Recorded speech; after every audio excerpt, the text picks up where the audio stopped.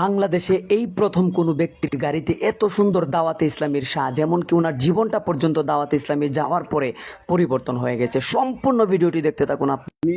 আধুনিক ছেলেদের মতো অনেক স্টাইল করতাম, কিন্তু এই দাওয়াত ইসলামী নিয়ে কিন্তু দাওয়াতের কারণে আজকে আমি পরিবর্তন।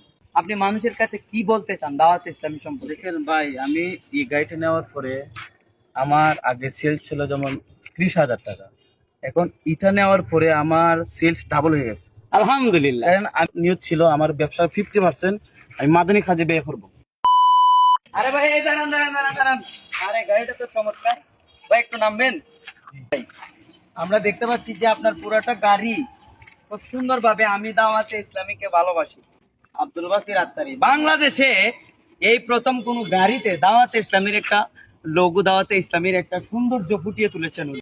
এই যে দেখুন আলহামদুলিল্লাহ রাব্বিল আলামিন সূরাটা উনি লিখেছে ভাই, এখানে যদি একটু আসতেন। জি, তো এই গাড়িটাকে